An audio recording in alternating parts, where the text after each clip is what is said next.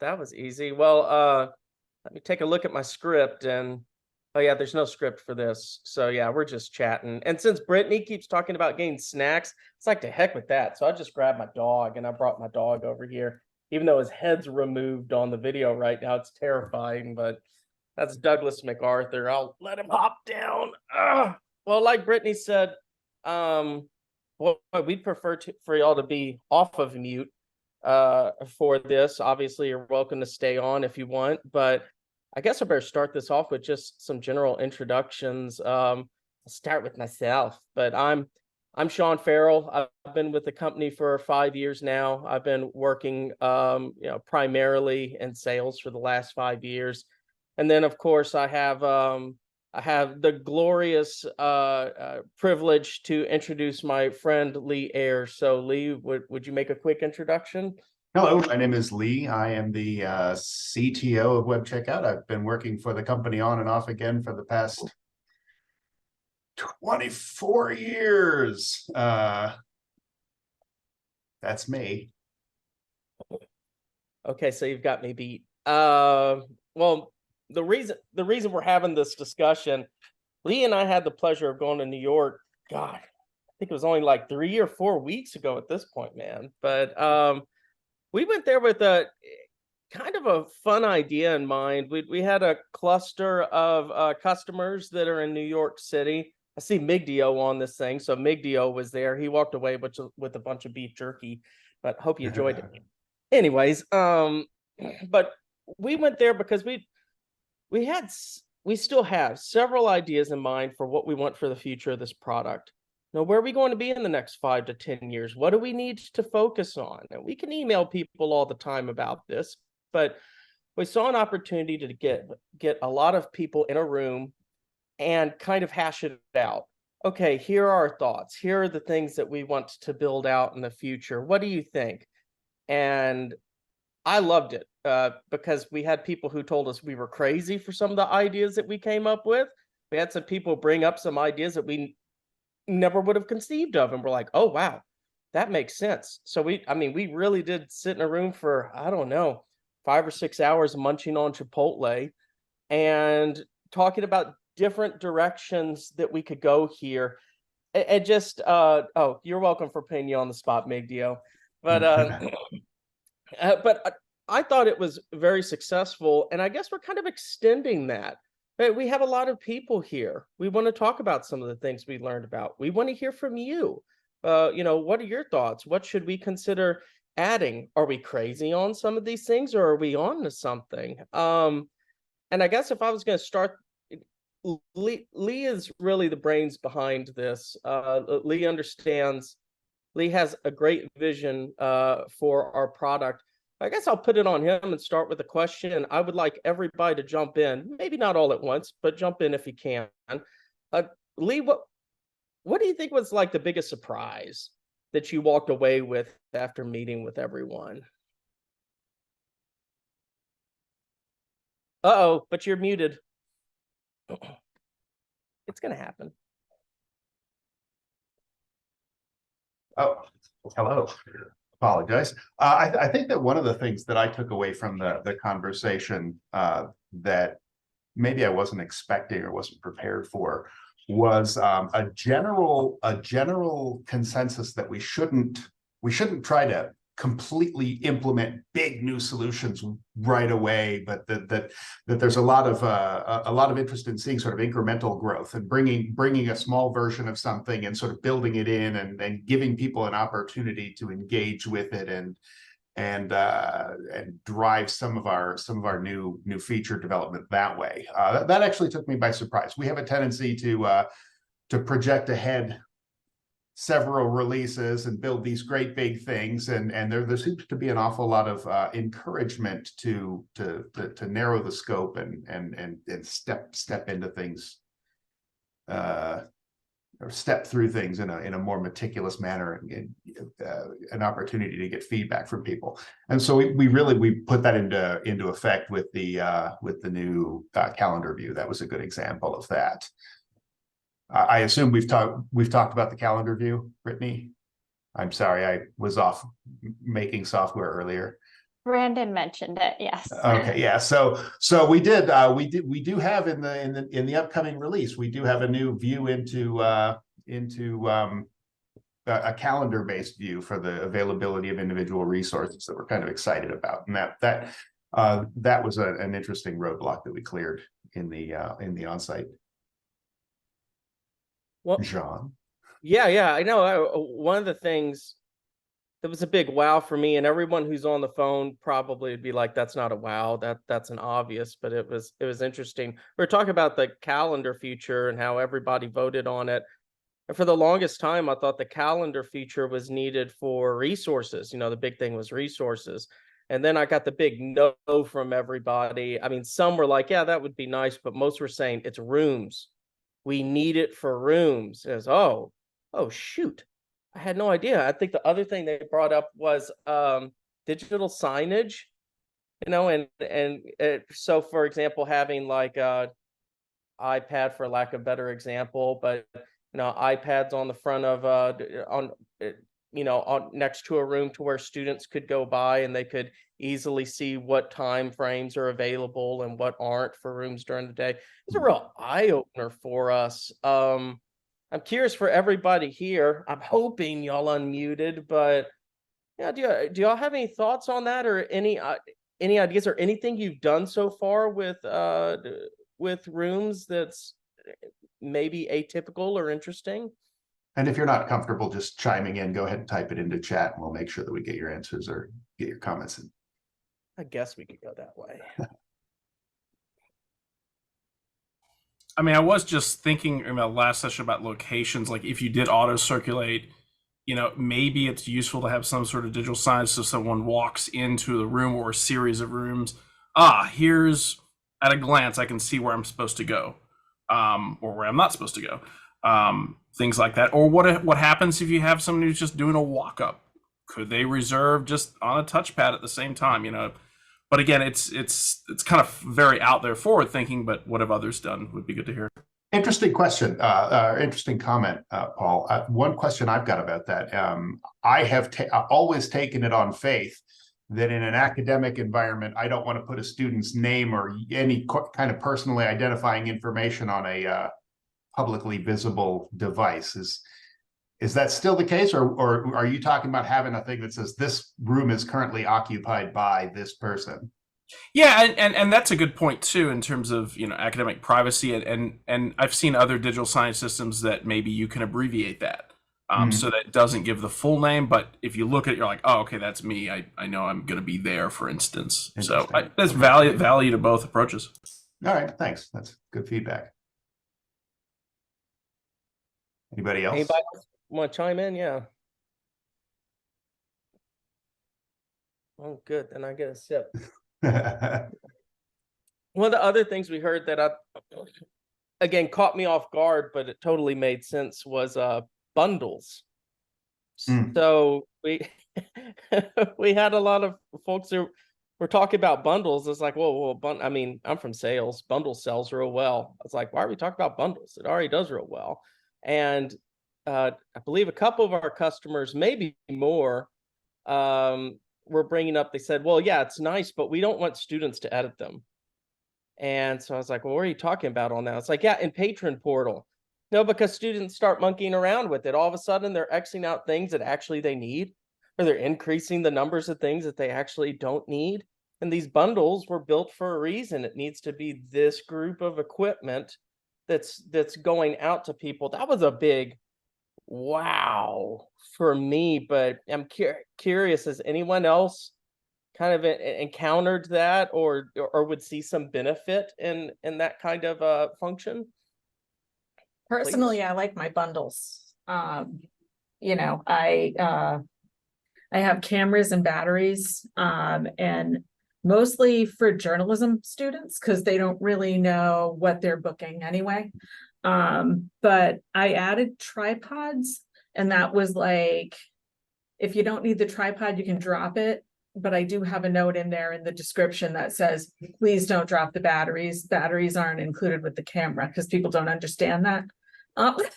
So that's the one thing that I think for me and my bundles, but I love using the bundles. I love making bundles. I could make bundles all day.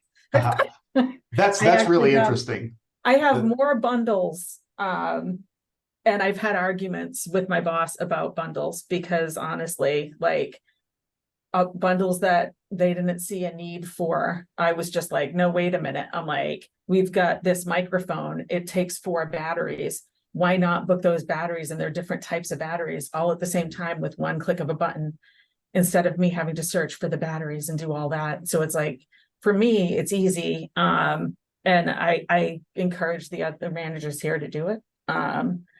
But I did it mostly for journalism. I did all the bundles, and because they had their own checkout center in another building.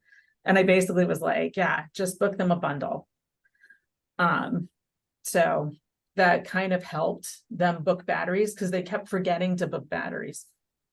So it was kind of a pain. So in that meeting, an idea that I pitched, and I'll pitch it again here, is essentially adding a setting to a bundle that says that this bundle isn't editable. So the items that when you add this thing, it would eliminate the ability to remove things without removing the entire bundle. So that's part of the pitch. But it sounds to me like what you're saying is that might be the sort of thing that you want to set either for everything in the bundle, or you might want to have some items in the bundle that they have the option to remove. Does that track? Okay, interesting. Yeah, that's correct. Because like, not every time when a kid takes a camera do they need a tripod. You know what I mean? And especially in a journalism situation, they just really want a camera bag. Sure. And the tripod's like way too heavy for them to carry. I'm sorry. And I find it really hard to believe, but then again, like, I mostly do the film equipment here, and that's all weighs a ton anyway. So like when someone says a 5-pound camera bag is too heavy, I look at them like they're nuts. Right. I gotta chime in just in case, because I did see Annie a second ago, but then she like vanished. Hello. you have something? Sorry, I was just gonna jump in, so I lowered my hand, but then I saw people continue. So I also use bundle a lot. I don't have patron portal, so my bundle were built for my students. So when they set up outdoor events, they are bringing speaker kits. So I build them as one speaker. So they're outdoor event speakers. So they can we can daisy chain them anywhere from 1 to 8, but they don't need, for example, 8 power strips. Like up until 4 speakers, they only need 1 power strip. But because they were built per speaker bundles, the more bundle you add, the more power strips it ends up. So I think it's a really good idea if I can have a non-negotiable, non-editable bundle plus editable accessories. Like even like for cameras, a person wants to do a shoot, they want to check out 2 camera with 3 lenses, but they still only needed 1 tripod because they're the only one. So I think it would be great if the bundle can have some sort of variations. Thank you. Or even in the what is that called? Once you selected all the equipment, so in the back end, if the bundle can be displayed in the group settings, because right now everything is sorted by resources type. That was another request, was that we have a mechanism, and again, this is what I pitched, so you could toggle, so you can see everything by resource type as we normally do, or you can switch it and show them grouped by the bundles that they've been added from. I think that would be great.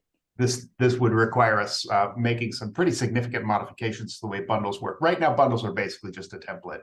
It's like hitting it with a rubber stamp. You add the bundle and bang, there it is, and you remove the bundle and it goes and finds anything that's in the bundle and removes it. So it does mean that we're going to have to turn those into more of a first-class citizen as part of the allocation. But that's how applications I get better. don't think it remove unserialized items though, because our power strips were unserialized. So when you try to remove a bundle, it actually leaves the unserialized items. That is possible. That is possible. And what I'm pitching would address that problem as well. Paul? Yeah, we started using bundles many years ago for greater accountability of the resources, as opposed to just having components in a kit, because then we can track every time it goes in and out. We have definitely seen, Shawn, what you talked about, where students go through, build a res. Oh, there's things not available. Remove those things, commit your res, and then they're missing core components. There's different reasons why that can happen. Sometimes it's an availability issue.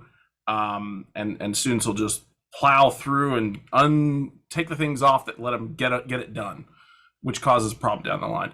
We have seen it caught us as a complex issue to solve when we have a bundle and there are multiple pieces in it, and one of those pieces goes down for repair and maintenance. So we take that item offline, but then suddenly the bundle, which is pulling from resource types, is now short. But you can still make the bundle, and then things are unavailable. We've also run into some, like discussions on how do we approach repair and maintenance ticketing and offlining when it deals with a bundle, because you have the item that is in question that needs the servicing or whatever. But what about all the other things, which are now non-usable in that bundle? The best way we could approach it for now is just we do the ticket on the item that has the thing that's down, and then we take the other major component offline.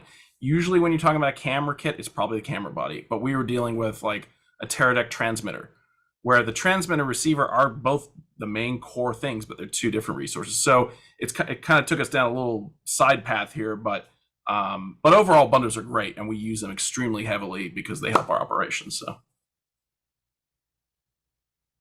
think that's kind of you sound like everybody else there, and that's a good thing. I mean, they were saying, yeah, bundles are great, but the evolution of it, obviously it has to go.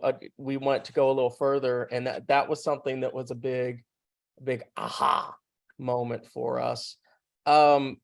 Another one I wonder. Well, actually, before I just ramble on, because I'm that guy. Does anybody else have any other comments that they want to add or enlighten us on when it comes to bundles? Silence is golden. Okay, well then the next thing, I'm going to ask Lee to explain this a little better, because I want to make sure we get it right. Probably one of the biggest things we were hearing about, and this would be a big part of our system, was workflows and forms. This is something that I've heard from an assortment of customers and prospects now ever since I joined. I think one of my first calls at Web Checkout was requesting this kind of functionality. Lee, would you mind kind of explaining? Cause I don't want to explain this incorrectly, but could you explain a little bit like how workflows would work? Sure. Thanks for putting me on the spot, Shawn. Oh, you're very welcome. So there are several workflows that are already built into our application that I think are probably a pretty good example of how this works. So we've got, for example, if you're using the communications module settings for sending specific email messages when events occur, when an allocation is edited, when it's picked up, and that sort of thing. So when we talk about workflows, usually what we're talking about is automatic actions performed when when something else happens. So an invoice is generated. Maybe you create a paper document, or allocations picked up. You send out email, or some action might result in approving an allocation. Returns might result in messages sent out, that sort of thing. So when we talk about workflows in this context, typically what we're talking about is the ability for going in and customizing these workflows, rather than just having a bunch of yes or no, turn this behavior on, turn this behavior off sorts of settings. Having the ability to create more of these automations, these short scripts that will execute when various important events happen in the allocation. So another example might be if something is offline, when it's brought back online, generating some sort of notification or messaging to somebody. as we have been looking at, and as we've been sort of projecting ahead on green lighting and the green lighting initiative, we've been seeing that come up more and more as a potentially useful capability in web checkout, and it's something that we are currently discussing, just building into the core of the application, so that probably with our assistance, though there may be some tools available to let people fiddle around the edges of those workflows. So we would be able to create these custom workflows for people rather than that having to be say something that's added to the application. One of the Yeah, no, go ahead. Oh, I was going to move on to forms, but I guess I'm curious if there's any thoughts or feedback, comments on that sort of thing. Or assuming we had this ability to, and actually let me add a couple of other possibilities on here. We could also build the system such that messages could come in from the outside. We might be able to integrate with other applications that you have created, and have those messages coming in from the outside trigger events in web checkout, such as pickups, returns, creations of allocations, creations of documentation, that sort of thing. And likewise, we could create a mechanism for outbound connections to other webhooks. So say when a particular item is created, we can immediately send a message to an external system notifying that external system that something had occurred. James, yeah, I see you say something about a web checkout API. We actually technically do have an API. This would be more of an event-driven, sort of like an Internet of Things style facility built into web checkout. Any questions about? I mean, in communication in general, when we think about our customers, our students, but also faculty and staff, email, it's what everyone has. Mm-hmm. The effectiveness of it, I think everyone in this meeting today can attest to. There's a lot of people, they just don't read it for a variety of reasons, and sometimes overloaded with emails. And it's always been something, on our minds about, is there any way to get better connectivity to our customers about the important things? And, I know we've kicked around text messaging as an idea in the past. There's certain, things where that doesn't work as well, where you have to opt in. But what about push notifications or in-app chat? Yeah, actually, I'm gonna jump right on those, because those actually came up in the conversation as well. And you're right. There are certain limiting things for text messaging, like you said. Opt-in, opt-out capabilities are pretty key. Another one, frankly, is the system that has evolved for that sort of thing is useful if you are a single entity sending messages back and forth, but trying to route that as a service through our application, based on our application model, actually introduces a lot of really interesting billing headaches. So it would result in the creation of bills based on the number of messages sent out. It's certainly not something we've completely abandoned, but we do keep running up against some barriers to implementing that as a core portion of our application. But if we were to develop this workflow system, if we could create a mechanism to say, most universities, I assume, or many universities, are going to have somewhere in their IT infrastructure or somewhere in their services that they've got a package, they've got a service that does this. So they've got the mechanism that they use to send those messages in and out. So we would be able to build something potentially that would communicate with that. And that is potentially an exciting opportunity. So we could fit it into the mechanisms or fit it into the services that the institution already has. To the second question, I'm sorry. Oh, I'm sorry. I was going. Well, I might as well go ahead and do it. I saw James come up, and I didn't want to get too far away because he may have had a question regarding the previous topic. Oh no, I was just told, run. So go ahead, Lee. Sorry for interrupting you. No, quite right. Paul, I wanted to hit on the second topic that you asked about, which was push notifications. Push notifications is something else that we have investigated. And in fact, we have a plan that we are planning on engaging with. As you all know, our application is a web-based application. It is not an app itself. And frankly, I'm gonna throw the responsibility for the push notification pretty firmly at the feet of Apple. Apple, there is a standard for web-based push notifications that most browsers implement, most systems implement, but Apple has explicitly disabled.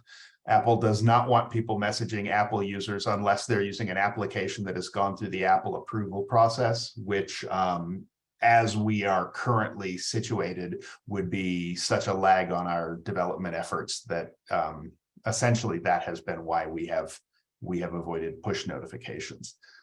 The third question, though, the in-app messaging is definitely something that has been on our radar and is in the bucket of things that we are looking at as future features for the application. And I do believe that the value of that is just going to increase, and that it's at this point only a matter of time before something like that evolves in the application. We have smaller versions of that, and I think that we probably need, given again the issues that we have with push notifications and SMS communications, I think that in-app messaging is probably the right way to go. Does that answer your points there, Paul? Yeah, it's good, and totally understand, you know, the limitations. What it brings me back to again is just how do we better reach our customers, and our, you know, students as our core customers. You know, they always have their mobile devices. They may not have their IDs. They always have a mobile device, and so any way we can engage with them with the technologies they're using, the better. But it's not an easy solution. We don't actually have any institutional SMS text notification besides like emergency notification, which is its own system. We don't have anything to latch onto, and there's probably good reasons why that hasn't been built out, you know, either.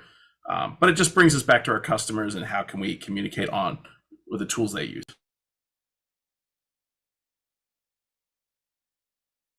Yes. Well, I think this interesting because at Emerson, we stopped putting the student phone numbers in web checkout. So that no longer goes in our upload. It was mostly for, you know, like reasons of like, if we do the printout of their sign out sheet, their personal information is not out in the world. However, what we were noticing is that people don't change their information. So somebody would be late and I'd try to call them up and be like, hey, we got a late fee coming. And I'd call their mother. So Did they help you? That's all that matters. which, you know, That happens. it's like none of their business, which is also the other problem we were running into, like, because they're young adults. You're not supposed to give their parents this information. So we stopped putting the phone number in there. So I like the idea of text messages. I agree. My students always have phones with them and they're all over the place. But you know, I think that there would have to be a way, like you said, some kind of opt-in situation or something like that, where it's like, yeah, this is my cell phone number. Please send me a message. Not this is my mommy and please send her a message. You know, I'm just saying. Lee, I remember when we were in New York, and I can't remember who, if it was Columbia or SVA, who brought up the idea of almost like Slack messaging within the product. Is that kind of what you were thinking about as an internal messaging mechanism? Oh, you're muted. Gosh, here I am trying to be conscientious. It's something to that effect, yes. I believe that we probably need to, it's probably going to be a little more tailored to our needs. We're gonna want to be able to use it to navigate through the application, that sort of thing. But yeah, that's essentially what I have in mind. Okay. More like instant messaging and less like chat. So Could be a workaround. glad. Actually, Lee, were you about to say something? I was going to say there are at least two other topics that came up. One of them was a real surprise to me that I wanted to float with the room here and see how it resonates with anybody. A couple of the organizations that we're dealing with mentioned creating a version of the catalog that we have introduced in Patron Portal that is accessible to people who are not necessarily logged into web checkout. They were talking about using a version of that catalog as a sort of a public advertisement of the products and services or the equipment that they offer. I'm wondering if that is, if you can imagine somebody being able to get to your catalog or the select items in a select checkout center's catalog, using that catalog view without having to be a current user of web checkout, if that's something that resonates.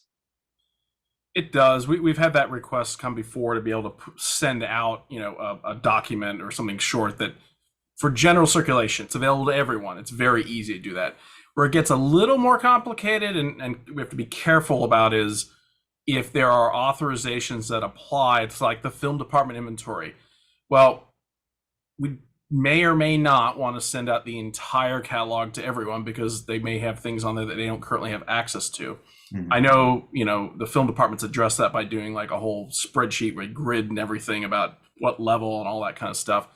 But it definitely comes up. Yeah. Annie, you got your hand up there. What's up? I don't have Patron Portal, but we have had requests with since we're talking about reservation on locations, basically a public facing catalog noting what computer recording equipment, film equipment, software is available in these locations. Okay, that's two. Anybody else? So here, the faculty decide what the students get.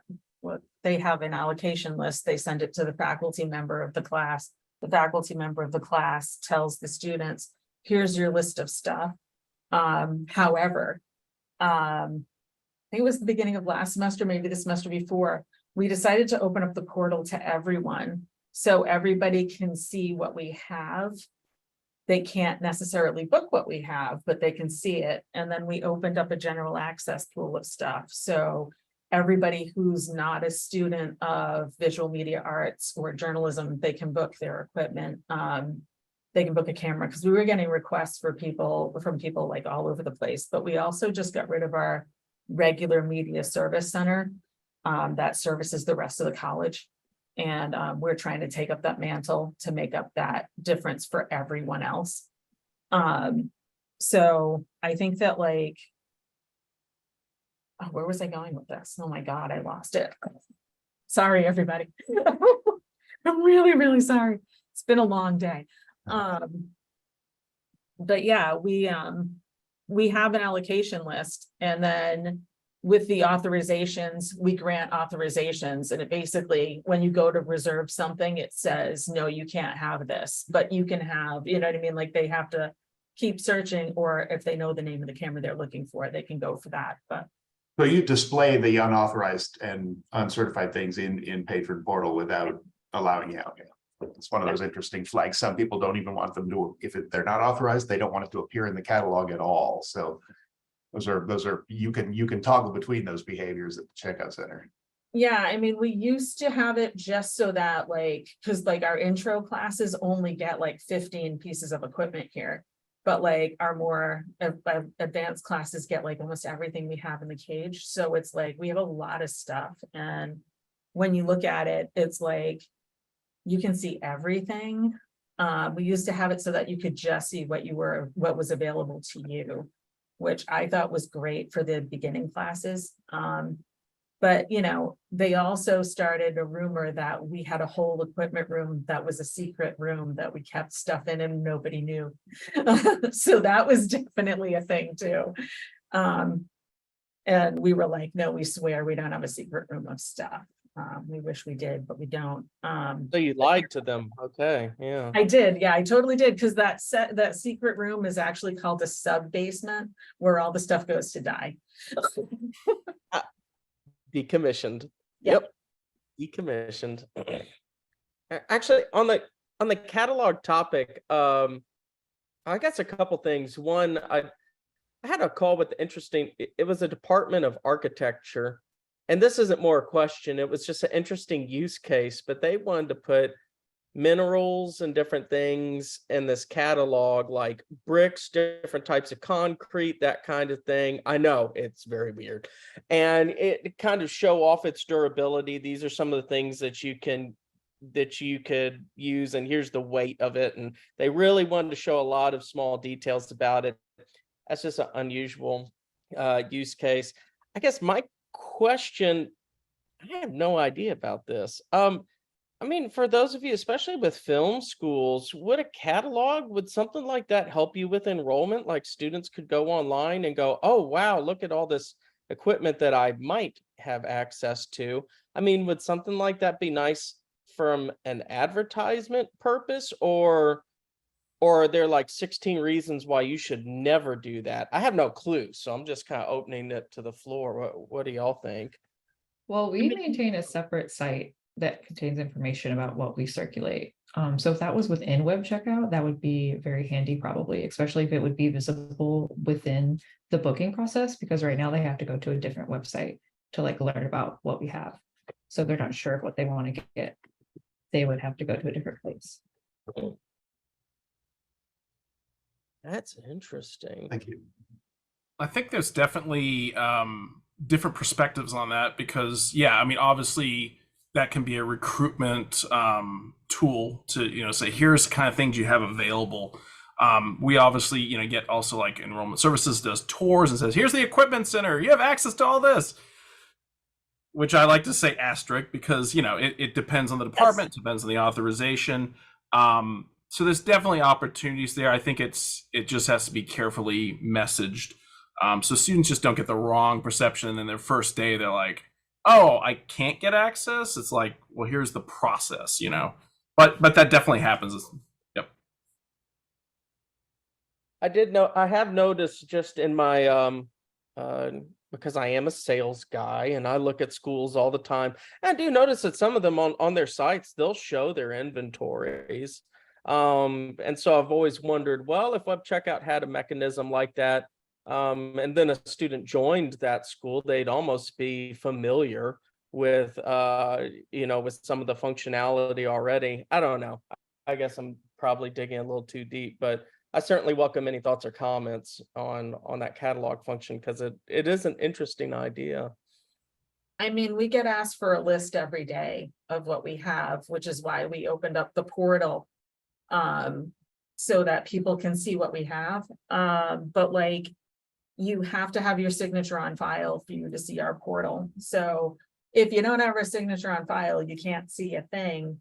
However, we do have school tours, and the last two we had came walking through, and I was the lucky person who got to tell them about our brand new Alexa 35.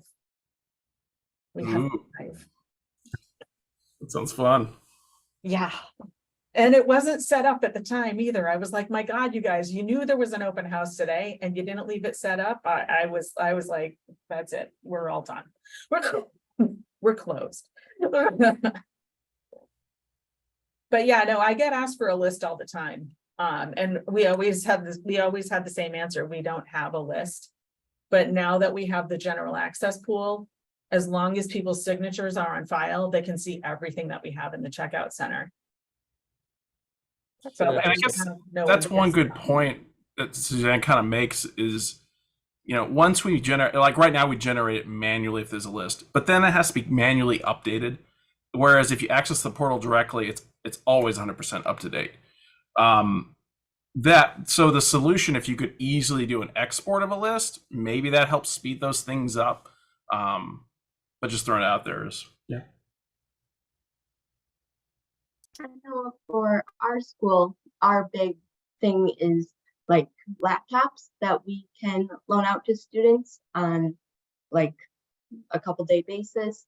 And so having that just even on a website for people to see that that's available would be really nice, because similarly, when our admissions tours are coming through, none of them really know how it works, and then they give out the wrong information. And then the first couple of days of school, everyone's coming to the desk going, hey, I was told I can just come here and get a laptop.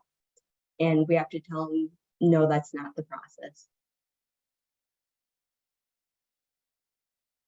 Almost like there would need to be, I'm just thinking out loud, almost like there would need to be some instructions on it as well. Like if somebody could access a catalog, you have your asterisk, of course, Paul, like you said, but then also, you know, if you want to be able to do this, here's the protocol, and maybe even who's allowed to access it and who's not, like some kind of way to toggle, okay, you know, everyone's allowed to access this, or there's some authorization that's The needed. challenge with that, to be honest, is some things have very simple access protocols.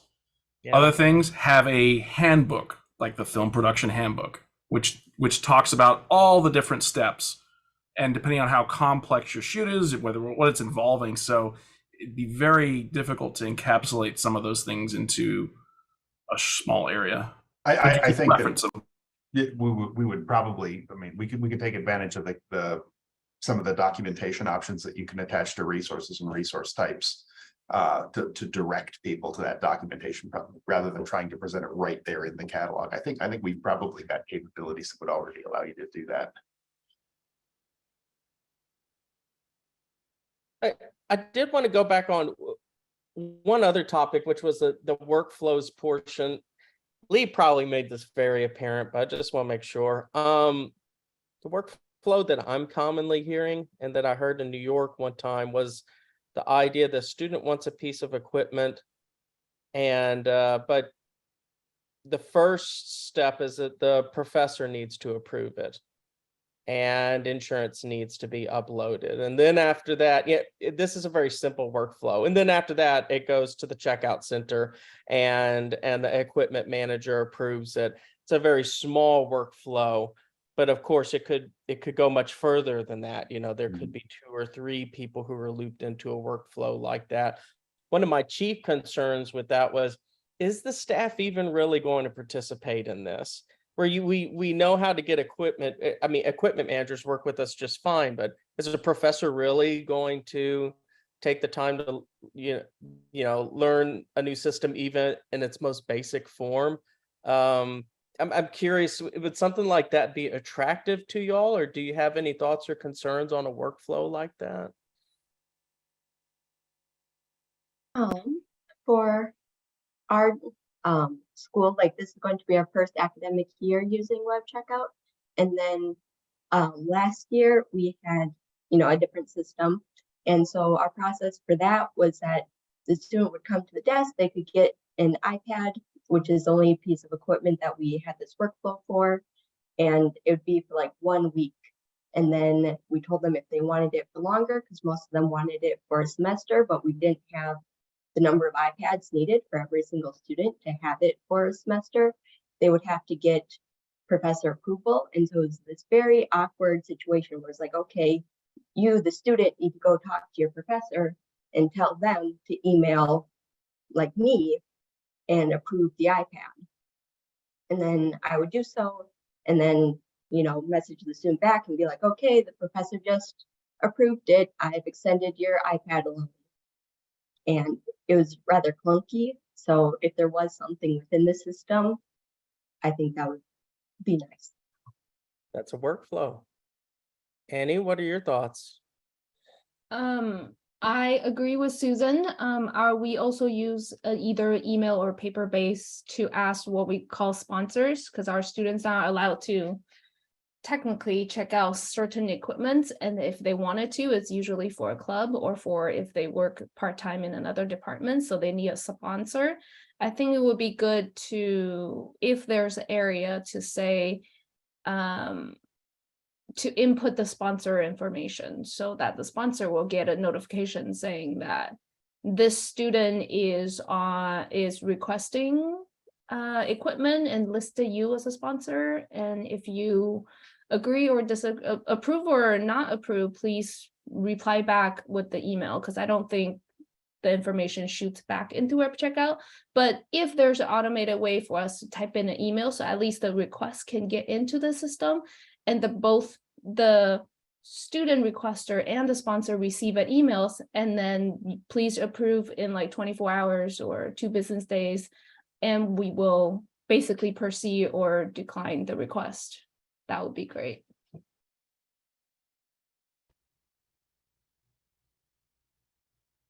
Lee, what are your thoughts on that? Oh, you're muted again. And sorry, Paul, I know you were just about to jump in and I became that guy again. A couple of things. First of all, Annie, you were talking about clubs and that sort of thing, and it triggered some of my thoughts about the greenlighting project, greenlighting work that we're doing. And I wanted to mention that greenlighting being essentially a mechanism for providing the same sort of comprehensive authorization and chain of custody style work that we do for patrons, but affiliating that with other groups like projects, teams, organizations, things where the actual membership may change over time, or where by virtue of, or where I guess, rather than trying to track limits based on people, you can track limits based on groups, so that you've got multiple people that sort of operate under the auspices of a specific group and have capabilities when they invoke the group itself, or the project. I shouldn't say group, because we use groups specifically for courses. So this would be actually distinct from those. That was the first thing that I thought about. The second thing that I thought about is our plans regarding requests as distinct from reservations, and the ability to put into the system the desire to get something without that item being blocked, without other people not being able to reserve it, or somebody who's got the authorization to reserve it can still reserve it. And to your point, Shawn, then, for example, if we've got an item that somebody wants to check out for a semester, but they've only got authorization to have it for 2 weeks, then what they might be able to do is create that allocation for the full semester, but make it a request rather than a reservation. So we would be allowed to save requests that violate policies. We save requests that might otherwise not be allowed to be saved through Patron Portal as a reservation, and then trigger the sorts of messaging you're talking about to get approval to store that. It allows patrons to get that information in through the Patron Portal. So again, your operators wouldn't have to field that call, wouldn't have to create that reservation or deal with those overrides. We could store the things pending override as requests. So those were a couple of the thoughts that popped into my head. Yeah, Paul, what were you thinking? Yeah, I mean, how we approach authorizations, we try to automate as much as we can over the years. That's sometimes simple as linking classes to resource types.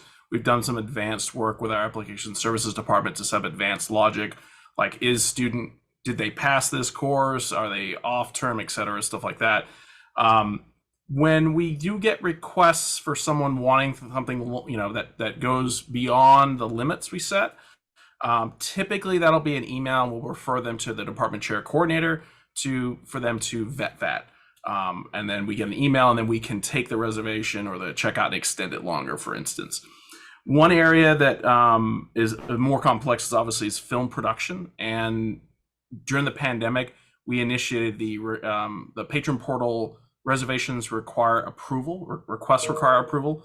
And that actually applies to our entire checkout center, which also includes photo, which we didn't need to apply there. So the work around to that is our operators review it regularly. And for anything where we have a custom search set up, if it's a non-film request, we just approve it.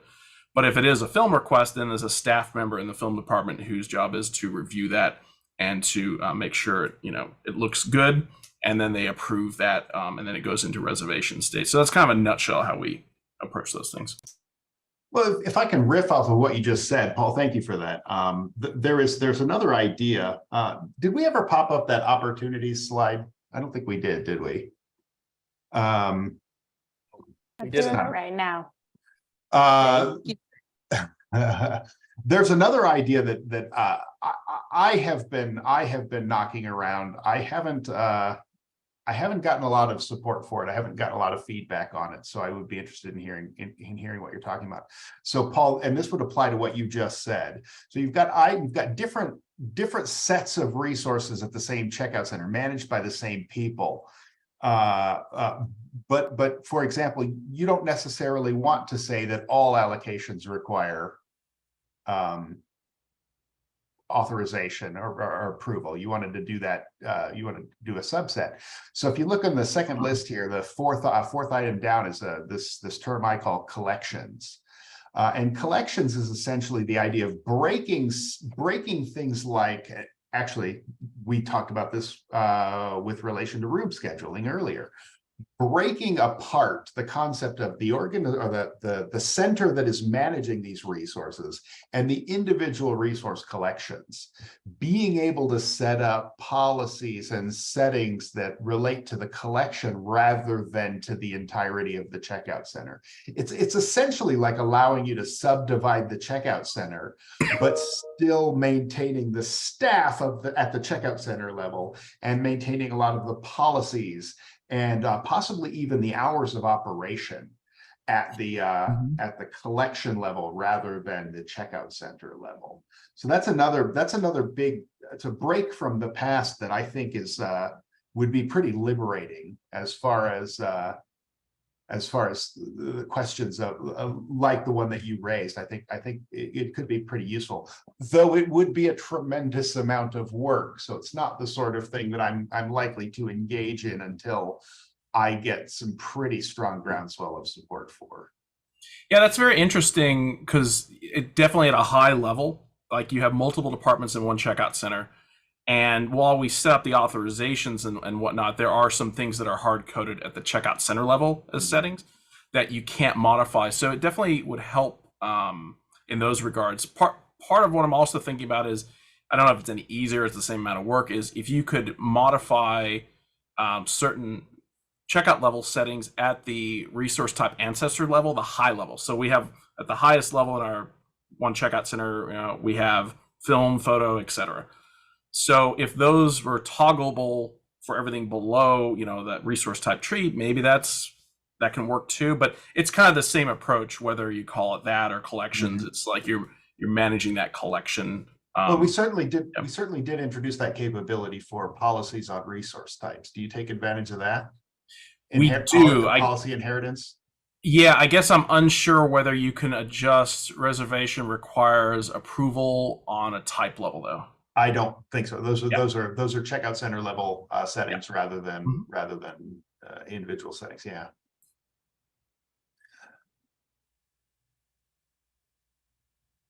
Back to old Shawn. Yeah. I know I'm looking at the clock and I realize we're running out of time here, but a couple ending notes. One, thank y'all for participating in the conversation. This helps. I want to say Lee and I, that's not true. It helps us all to understand, to get a clearer view of what it is that we need to work on in the future. So your voices mean a lot. Now, that being the case, Lee and I learned a lot while we were in New York, meeting with people, meeting in person for reasons I can't quite explain. We just get a lot out of it. We get a lot more out of that than a phone call, getting to sit down, and whether it's over a drink or whether it's in a classroom, we really learn a lot from our customers when we meet you in person.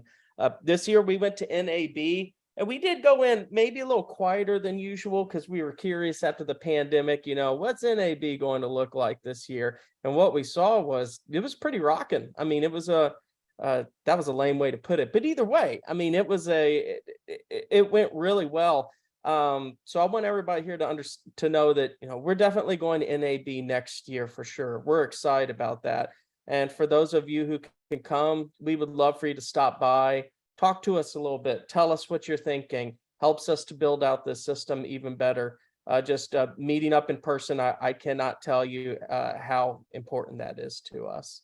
So that being said, I guess I'll hand it off to Brittany so y'all don't have to listen to me anymore. Great job, Shawn and Lee. You did that was such a wonderful session. And thank you to everyone for making this session a success. So I'm going to launch our 4th poll of the day. So we want to hear from you again. All right, so you should see another pull up on the screen. This one's a little bit different. We're asking you to add in your highest priority new feature or enhancement you would like to see in web checkout. This is an open text poll, so I'll give everyone a minute to include their feedback before I turn it over to Jeannie Clark to wrap up our day with wrap up our user symposium. All right. So I know it's an open text. I want to make sure I'm giving folks some time. So again, please take a moment to write in your highest priority new feature or enhancement.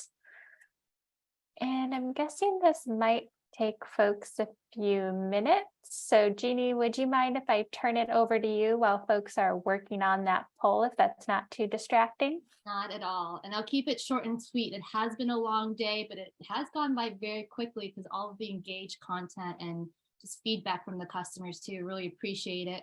So thank you, Brittany, and thank you to all of the presenters today. Special thanks to Rashawn Castro and the School of Visual Arts in New York. And of course, thanks to all of you for your continued support in creating this community. We're really brought together by a common purpose. We're all here to provide tools and services so our educators can educate and our creators can create. We're really grateful and we're really passionate for what we do here and the people we get to work with. And again, that's all of you. We're looking forward to seeing everyone next year in person. Shawn said we'll be at NAB, and we're planning to take the symposium on the road next year. We're looking for at least one in-person event, in addition to NAB, but hopefully we can get some more. After this 4th poll, there will be one last poll and some multiple choice. We do want to know where you'd like to see us. We've got a couple cities listed. We hope to see you all next year. Thank you all again. You know where to find us if you need any support or if you need anything from us. Have a wonderful school year. You guys can just hang on for just 2 minutes and we'll open the last poll. Should only take a moment here. Other than that, All that's right. it. Thank you guys so much. Thank you all so much. There's our final poll. There we go. Woohoo! So please take just one more moment to vote on that final poll, but I hope you folks have a wonderful rest of the day, and thank you so much. Thank you so much, everybody. Thanks, everyone. Bye.